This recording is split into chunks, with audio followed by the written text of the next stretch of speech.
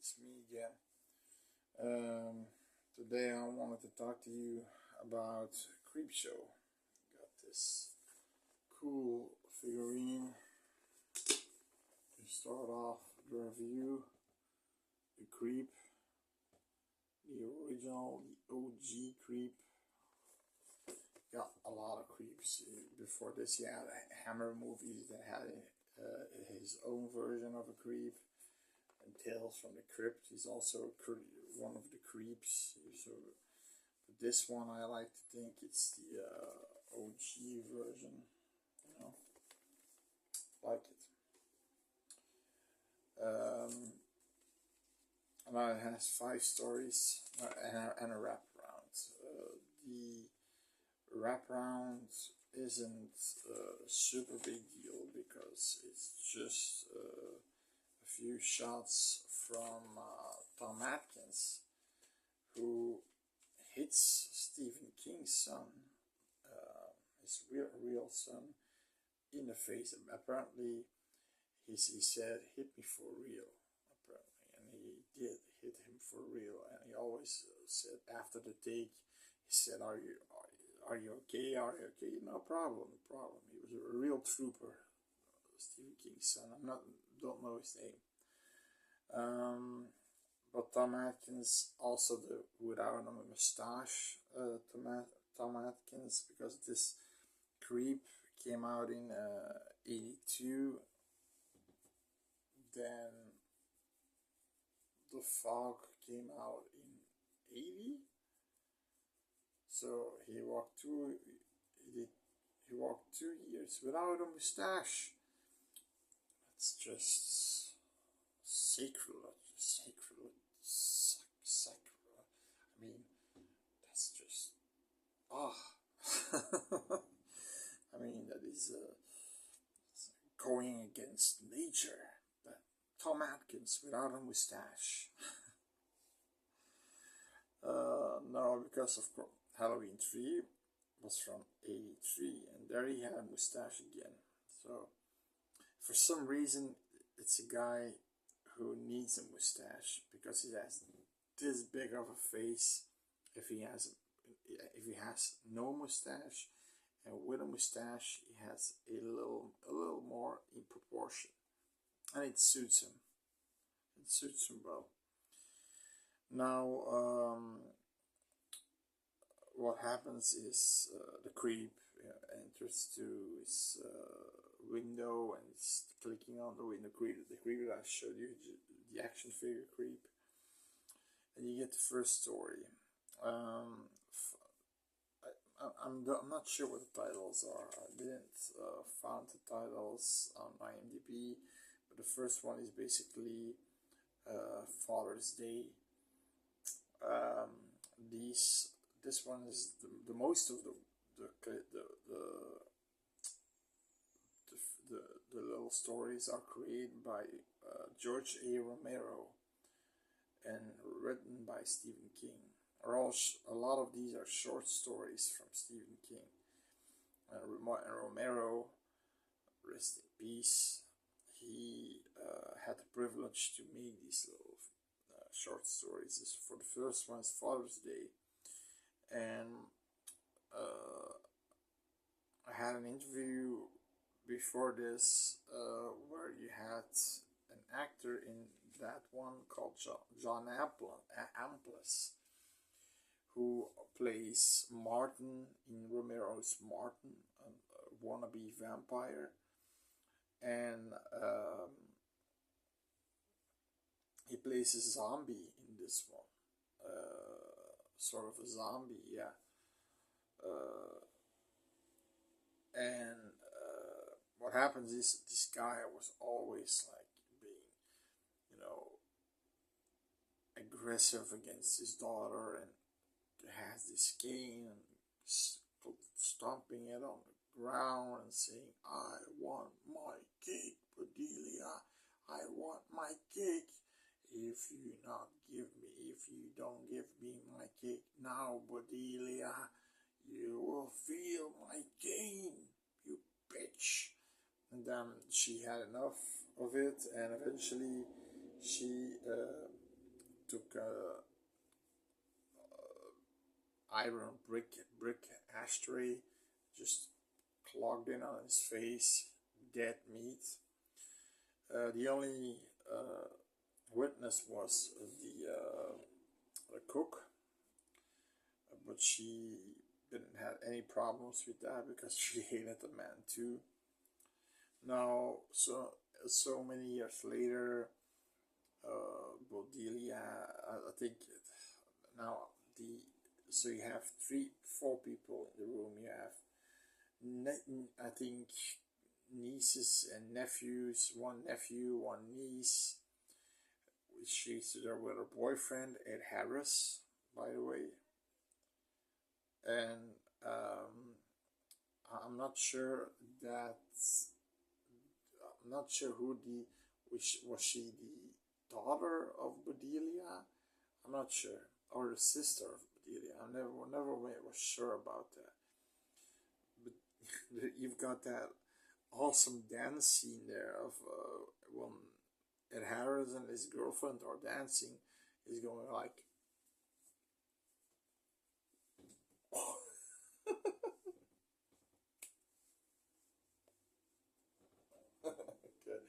Oh, was Ed Harris, the man who can do it all. But eventually he goes outside to smoke a cigarette. Then we see Bedelia already arrived. She went to the grave of her father, and she drops a bottle of liquor on there, and he comes out of his grave, and he says, "I want my cake, Bedelia." She's stunned and in shock, and basically she's just sitting there to be taken. She doesn't even move. But then something more stupid happens. Then, okay, and Harris finds Bedelia. Okay, he falls in a pit. Okay, in a grave, an open grave. And then he finds. Okay, he sees the zombie on the foot of the grave. He goes like, okay, and then you see the headstone moving. So the zombie has some kind of telekinetic powers to move objects, and when he wants to go away a little, he finds Bedelia's body in the grave, and then for some reason he doesn't do anything anymore, and it's slow. It's really slow. It's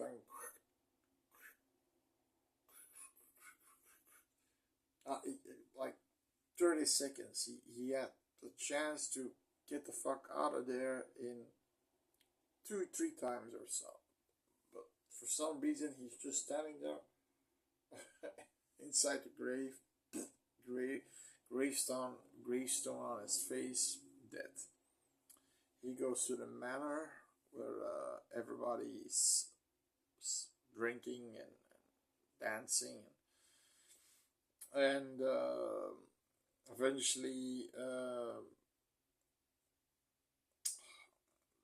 I think the aunt, let's say the aunt, goes and to see how dinner, what's up with dinner. She goes to the kitchen. She finds the cook dead, and then you see the zombie in the kitchen, and then you see this cool face crack completely 180, completely a complete spin around the head. Then the girlfriend of Harris asks the nephew. He's a total douchebag, but okay, okay, it's his niece. Okay, I'll help you find your boyfriend, and because the aunt isn't coming back, and they get to the kitchen door, and the door opens with the zombie, and he says, "I have my cake now." And then you have this cake with the ant's head on. I would think, why have her head on that and not Bedelia's head on it? Because Bedelia killed her. So that's the thing that I never quite figured out, that he just,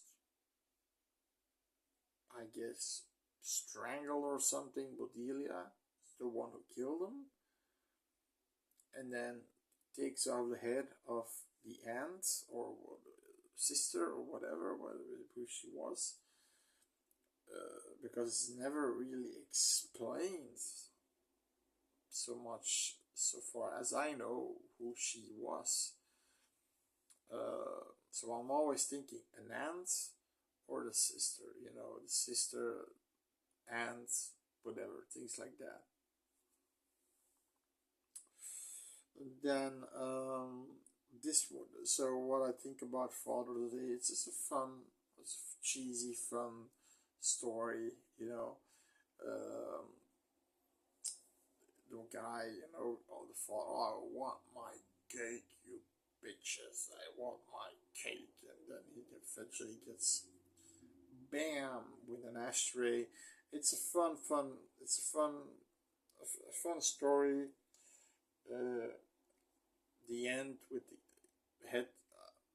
The only thing that I thought was a little bit. Yeah, you've got the death of Ed Harris was so stupid. I mean, he could have hiked away. I mean, he could ran away for 2 or 3 times already, but he just decided to sit there and wait to see what would happen.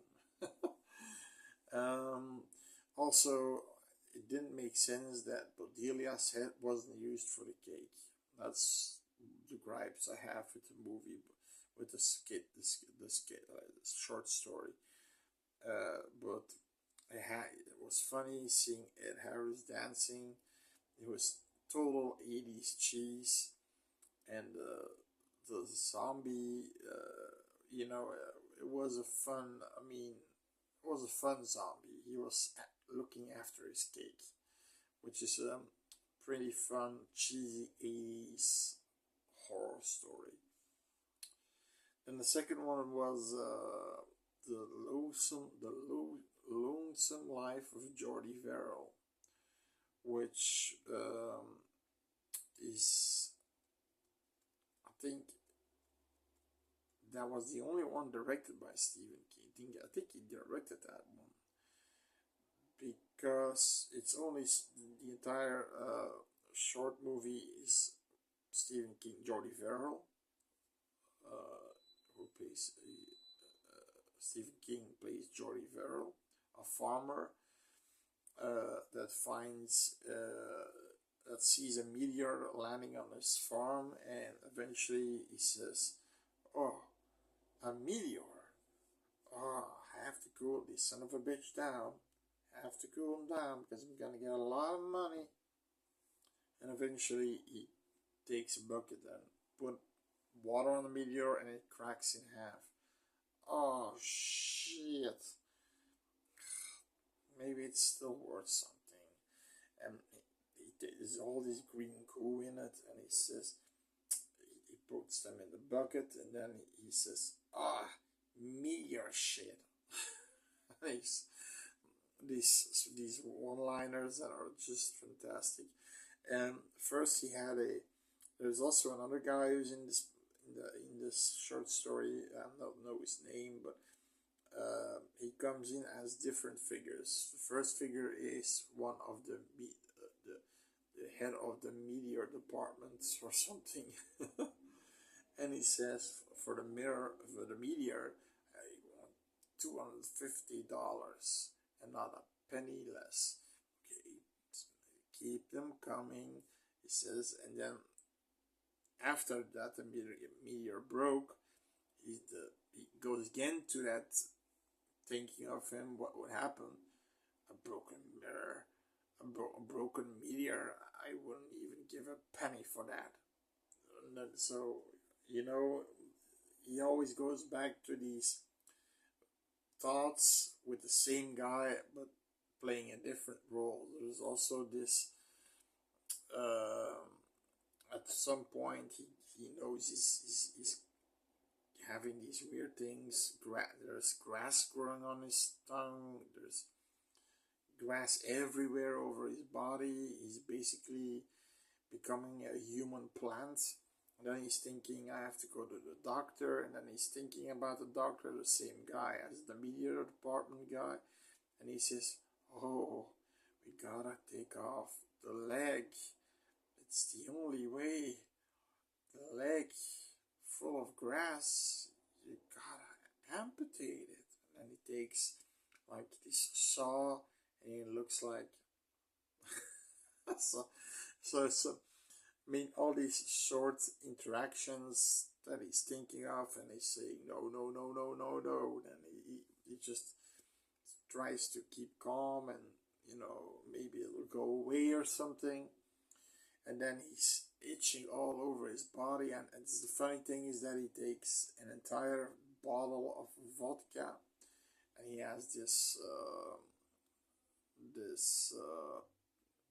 blender pot with orange juice in there, and he just puts the bottle in there and let it fall out, and mixes it with the bottle, and then takes the orange juice with vodka, and he says, oh, good, good, good, good, oh, good, oh, so much itching, so on. And then I have to do something. So he wants to take a bath. Now, then you get in the mirror a mirage of the same actor who played the media department guy, the doctor guy. This time it's his dad. He says, don't do it, Jordy. You know it wants you to do that. But I need the water. You're always being a sucker, Jordy. You've always been a sucker. And then eventually he jumps in the water, and he's going, oh, ooh.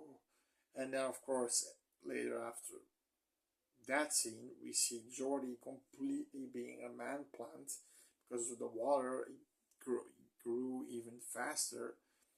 He takes the shotgun and says, oh, please God, let this one help, let this one take me out of my misery. And boom, shoots his head off. And so what I thought about that skit, yeah, it's one of my least favorite. It's funny. Stephen King isn't the best actor, but like the first scenes, but meteor shit. I mean, that was funny. There were a few funny lines in there, and for somebody who never acted before, he did a great job. That's what I can just say. At least he did a great job.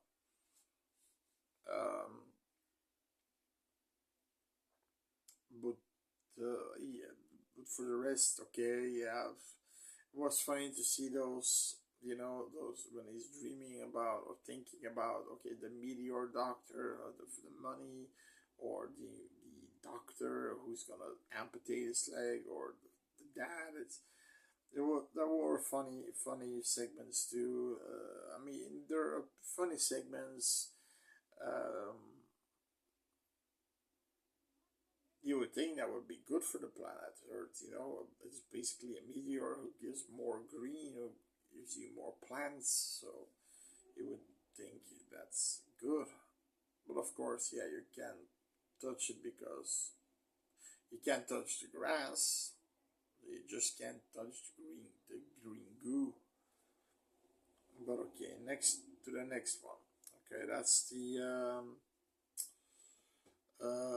yeah, someone to tide you over. Yeah, with Leslie Nielsen, who plays Richard Vickers. Galen Ross, who you may know from Dawn of the Dead as the female main actress, who plays Becky Vickers, the wife of the Leslie Nielsen character. And then Ted Danson, who plays Harry Winthrop. Um, so basically, what's going on is Galen Ross. You don't see her. You only see her on a monitor um, on the beach, and that's the only moment you see her. Apparently, Ted Danson and Galen Ross were having an affair. So Leslie Nielsen, he gets to know about the affair, and he's like somebody didn't love. I mean, he didn't love her, but he's like, what's mine is mine, you know. And he's also not good in the mind to. I think he's like, if somebody takes something from him, he's gonna kill him. Simple as that. Punish him. So what happens is, okay, he threatens to not do anything to him because he'll never know where the lovely maiden fair is. And he meets Becky, Gail Ross, and he says, "Come with me, follow me." So Leslie Nielsen, in his sometimes serious manner, and he was the perfect combination of being a serious guy and sometimes a funny guy. A lot of people say he always had a fart cushion on set to be stupid, to be funny, which is really dedication. There's dedication. Now, he says there's a hole on the beach, and he said, no, sorry, there's a shovel on the beach, and he says, Becky, he says, maybe go look, and he runs to what he thinks is a grave. He sees nothing of the ordinary, and then he just turns around, and Leslie Nielsen has a gun to his face. He says, "Now, Dick." He says, "No, Dick, now, or I have to kill you, Winthrop." And he's like, "Help, help. You don't, nobody's gonna hear you. This beach is mine. It's called Comfort Point for a reason. Help." And I listen, Nielsen, "Help!" Shoots in the sand. If you ask me again and say no, I'm gonna shoot you in the face. So dig a hole. Starting to dig.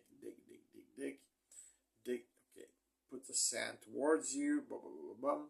So his head is above water. Now he's basically not killing them in a way that you would think he would use a knife or a gun or whatever. He's just gonna let the tide do his work. So he has this monitor of another side of the beach where Becky is, and you see her already being splashing with water. The tide came earlier there than where he is. You can have to see that, that the tide is a little bit earlier there, and then later it comes here. And he said she drew the short straw. I had to bury her there. I had to bury her there. Sorry, below. And that's the moment when he sees Galen Ross. But that's for the horror aficionados who know Galen Ross did only Dawn of the Dead, where she had a big role in, and then Madman from Crazy Madman Mars, a slasher that I may review in the future. And for the rest, she's now a producer. She became a producer. Um, Now, then, so what happens is the dancer says you're never gonna go get away with this. Oh, on the contrary, my good Winthrop. On the contrary, you you see the smell of the tide has a sort of smell. He says, and then the water comes clearer and clearer, and he he leaves him there basically, and he says, "Don't don't keep shouting and swearing because it's gonna have to have a lot of oxygen to live the tide through the tide." So basically, he's okay, getting that tide water over him. He's getting and okay, he never survived that.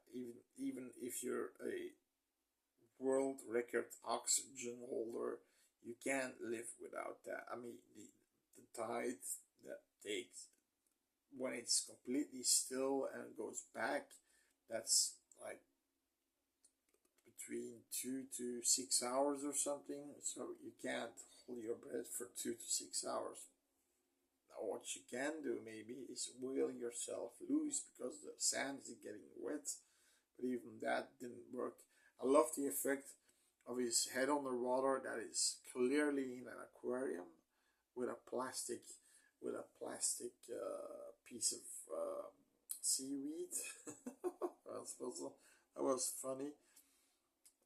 It's low budget, but it doesn't need to. It does the job. Now, what happens then? You can already tell the two. It's nighttime. Like I said, it's Leslie Nielsen's comfort point. He has this mansion on the beach.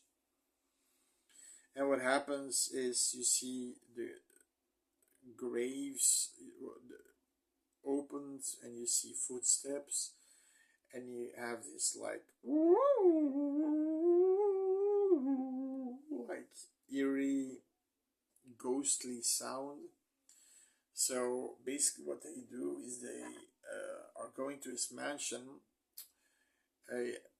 He's trying to see on the camera. He has these James Bond villain like cameras and that can open and close, and he opens the door when he can see all the cameras, and he sees nothing, only fog. And he's getting his gun and he's going to his bedroom, and he yells, "Winthrop, I may remind you, Winthrop, I have the gun. I'll shoot you." And then he tries to open the door, and of course, who's in front of him? Becky and Winthrop in completely drowned zombie outfits with seaweed all over them. And then, "Come with us, Richard. Come with us, Richard." He says, boom, he shots one in the head of Winthrop, and there's just coming water out. No blood or something, just water. And eventually he gets taken, and then the same is, he gets digged in this, he gets put in this hole, and he says, "I can hold my breath for a long time." And then you see the first wave, he goes like, "Oh shit." So he was just bluffing. He probably, I mean, this was my favorite actually. Let's say my second favorite. I like Leslie Nielsen. I like that dancing. I like that Gail Ross was in there just as a subtle nod to the horror fans that can pick her out, because she did, like I said, she only did 2 movies, and this was a short story, but I thought it was great. Was great. It was a little bit creepy even at night when he has his mansion and he knows they're coming closer and closer, and you see them opening the door, and he's, you know, trying to uh, trying to lock all the doors, and you know, at some point it doesn't work because they're standing right behind them, so they can apparently vaporize and stand in the other room instantaneously. So that's the way they get him. So even if he locks the door, it doesn't matter. They get in. So no, I thought the idea of the tide, using the tides of the ocean, was a clever idea. And Leslie Nielsen, he played the funny guy and the villain very well. He had a really fucked up, creepy vibe over him, and at the same time, he had this funny,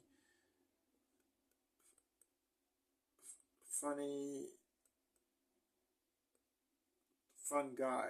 You know what I mean? Who he's always been. You know, Naked Gun style. So it was an interesting villain, and his mansion. I mean, the mansion, his villa, his beachfront villa, was like a James Bond villain. It had, like I said, the doors for the cameras, and so there was uh, the aquarium with sharks in it and things like that. And it's a great story. The all good.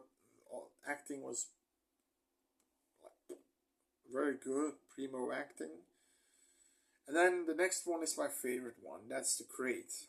So you got Hal Holbrook playing Henry, Adrian Barbeau playing Wilma, and then that's Fritz Weaver playing Dexter. So Dexter is a college guy. He's a professor.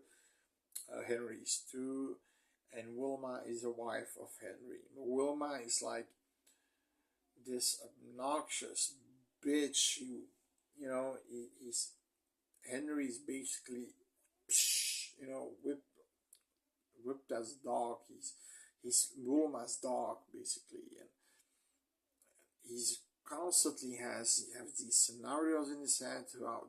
There's a moment where he says, "Hey Wilma," he takes this big magnum like, you know, Clint Eastwood had in his Dirty Harry movies, shoots her through the brains, and everybody's is applauding him. Thank you.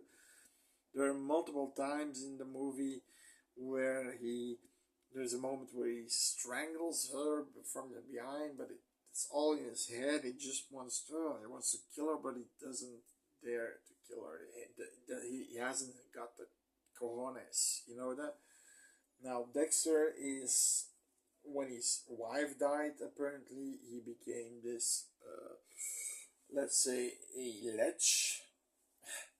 You know, with college girls, this happens a lot. I never went to college, but I heard that happens a lot when girls sort of are attracted to the professor for grades, maybe, but also just because it's the professor. I'm not sure. Usually, I would think it's for grades. And there's a girl where he's talking to, and he's saying like, you know, Henry Holbrook says, "We're not gonna have chess tonight. I gather," because he says, "Oh, see you later." He says to the blonde girl, "Well," he said, "ever since my Henry, ever since my wife died," and then he's got a call from the janitor of the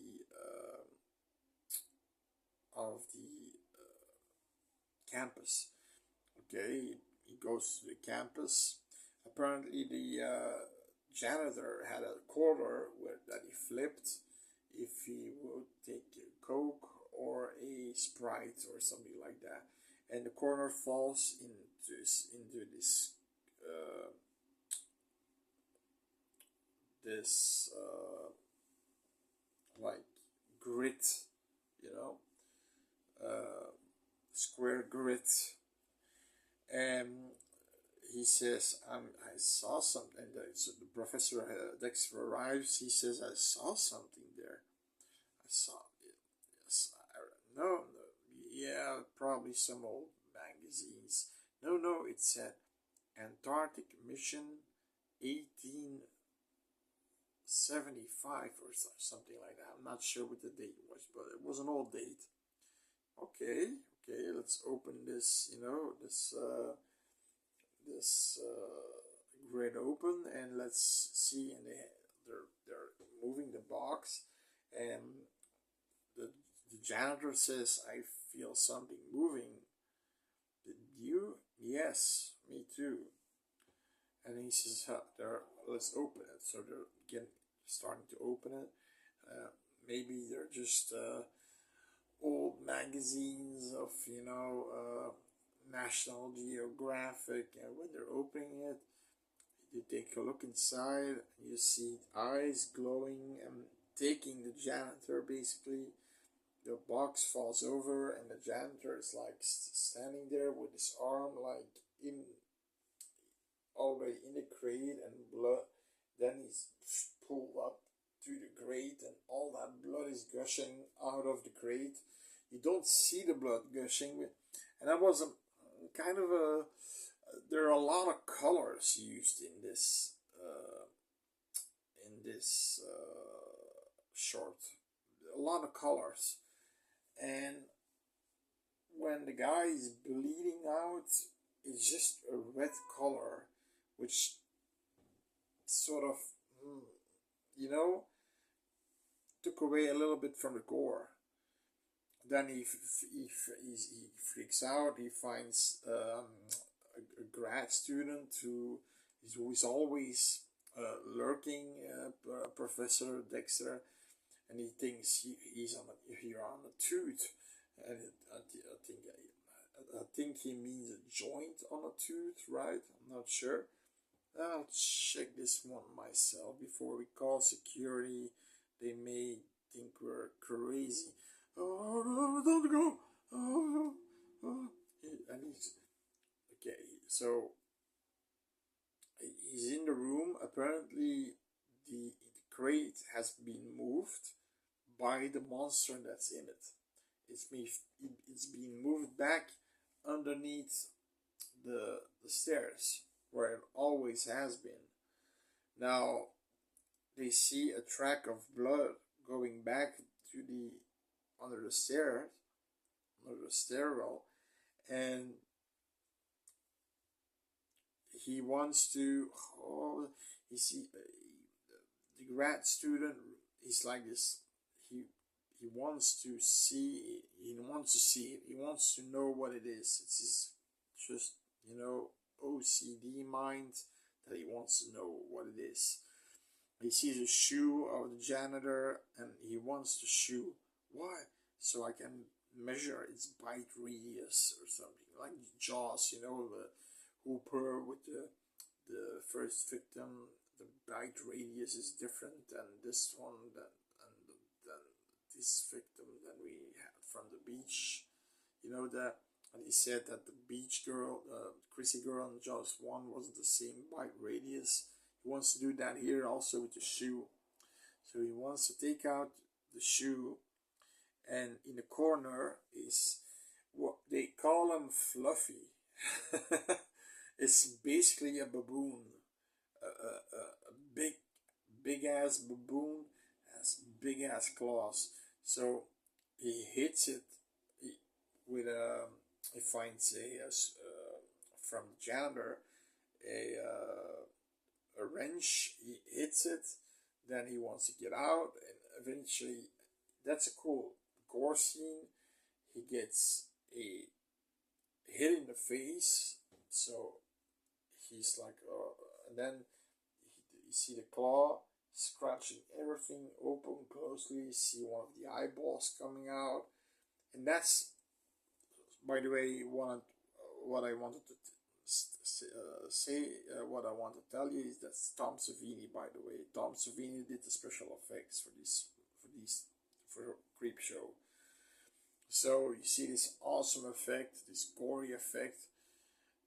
That's why I like this one. It had, it had the most gore, and then of course it eats him up completely. Gulps him up. Now he goes to Henry. It's the only one he can trust.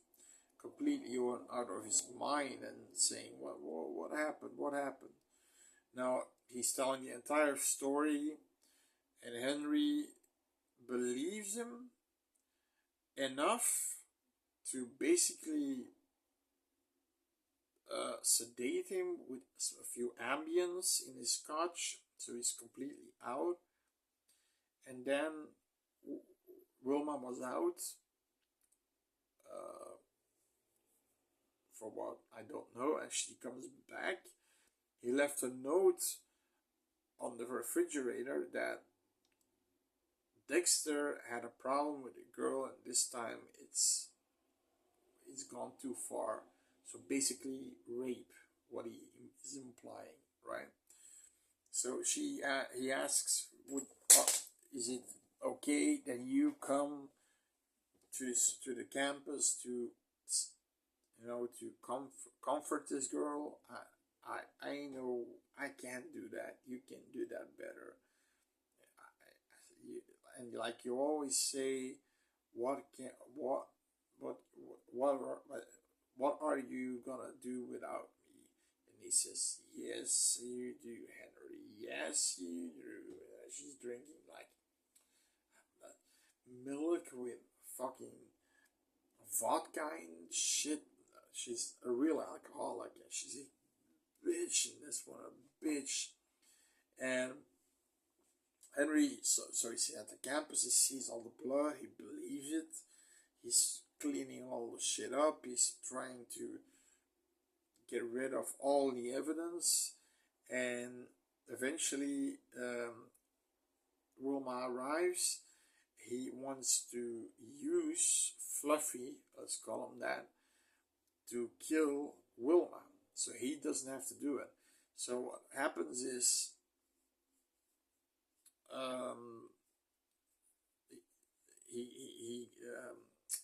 Henry is like almost laughing. He can't hold his laughing because he's so happy that she's gonna die, and he knows it, but he's trying to be serious and saying, she's under the stairwell. Under the stairwell, Wilma. Oh, this isn't the time to laugh, douchebag. And at some point, she goes to see. She takes a light. Then he goes in and he starts punching Wilma against the grate. Take her! She's here! Eat her! Dinner's coming! Dinner's coming! Eat her now! Eat the bitch! Dinner's coming! Nothing happens. And then she's going, oh, this is fun. She hits him with the bag. If you're gonna do this again, you fucking piece of shit, I'm gonna put your balls in your mouth and you're gonna be castrated. You're already castrated because you're no good in bed. You're no good in working for a living. You're no good for shit. And then the crate, of course, opens. There we have the final touch of Fluffy. You see a nice slash in her face, and from her body to her face. Then she's taken in. Now, at this point, Henry needs to get rid of the crate.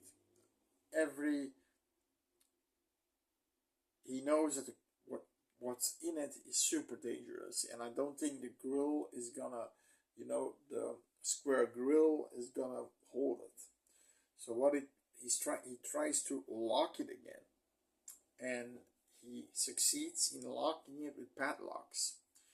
And then he's had something, because he had something like, okay, he ate three full sized people.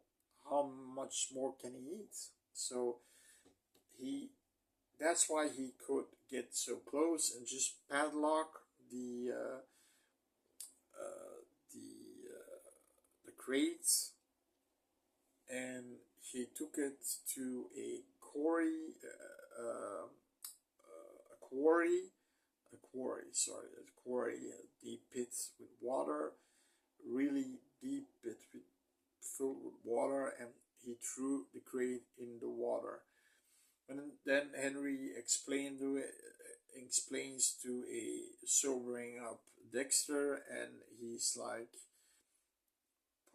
what if somebody finds out? Nobody. There's no evidence. It's all in a crate on the bottom of the quarry. But he says, relax. Relax, Dexter. All's gonna be fine. And they're playing chess. And then you see the quarry underwater, the crate bursting open, and you see the eyes of Fluffy lining up. It's my favorite one of the bunch. Really, it's my favorite one of the bunch. It's the most gory one. Yeah. Good actors: Hal Holbrook, Adrienne Barbeau. I like her a lot. Fog and some things like that. And she's basically called the Scream Queen too, the B Scream Queen, basically.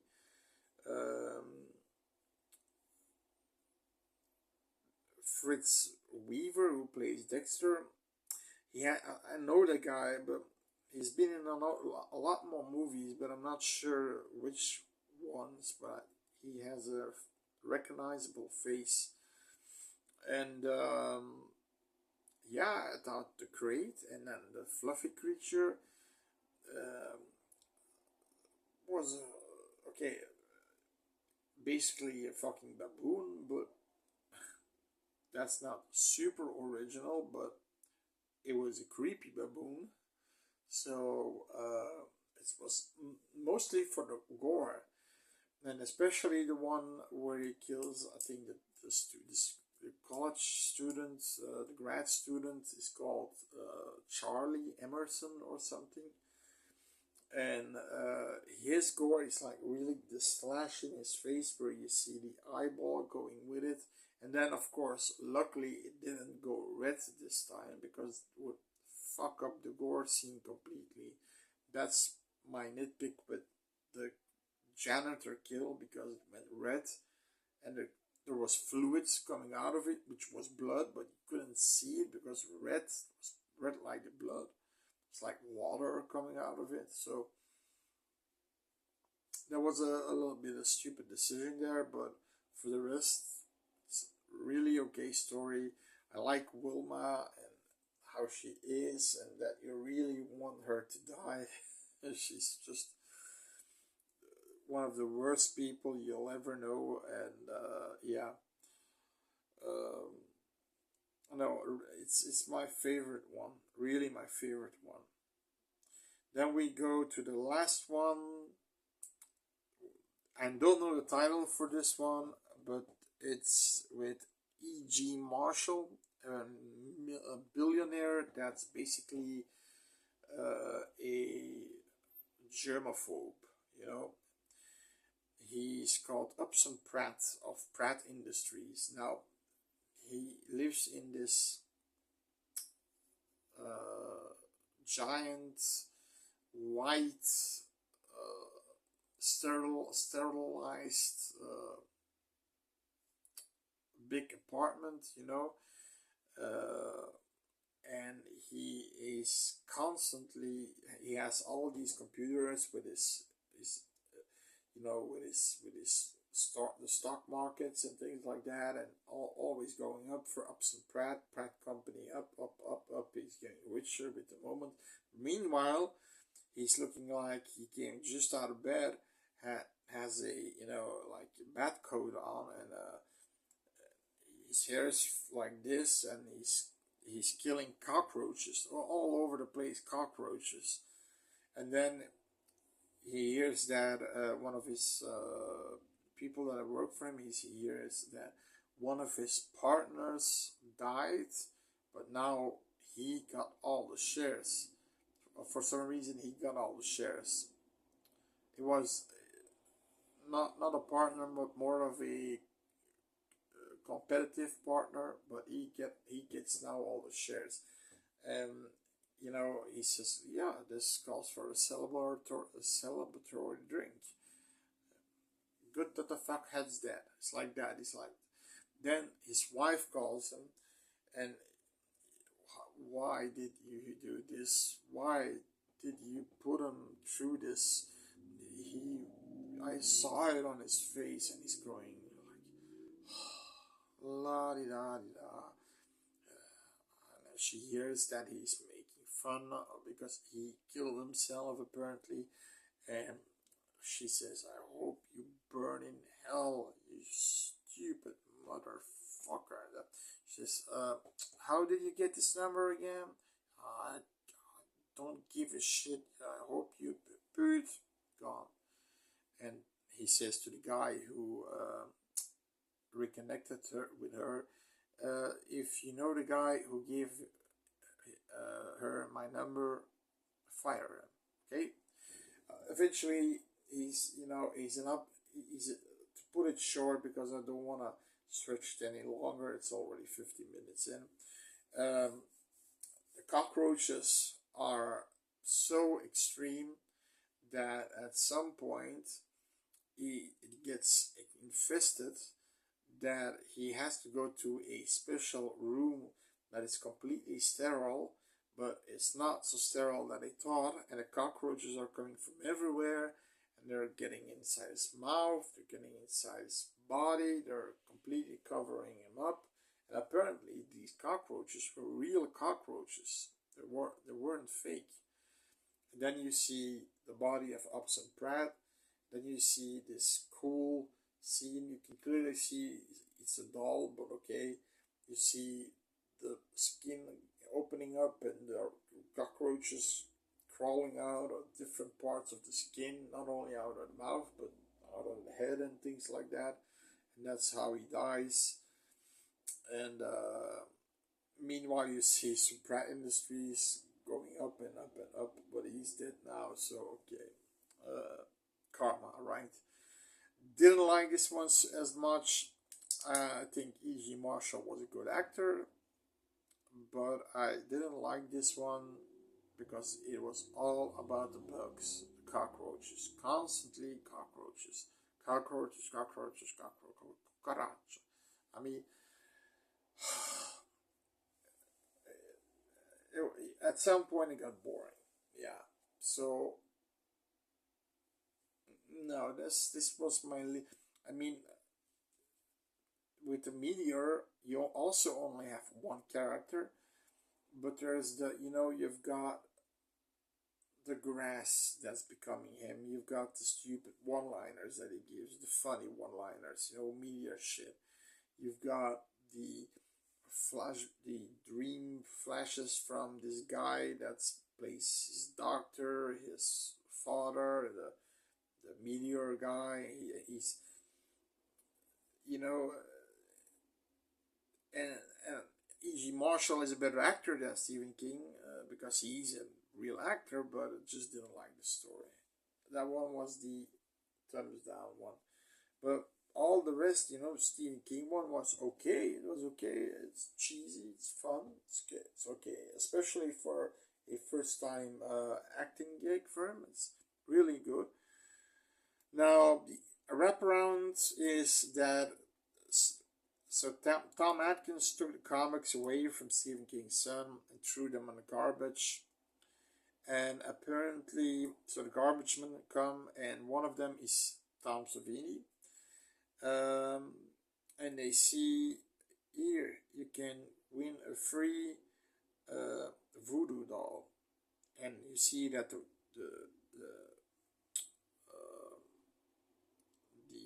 free voucher is snipped out, And then you see Tom Atkins drinking his coffee, Maurice Ty going to work, and Stephen King's son is pricking it.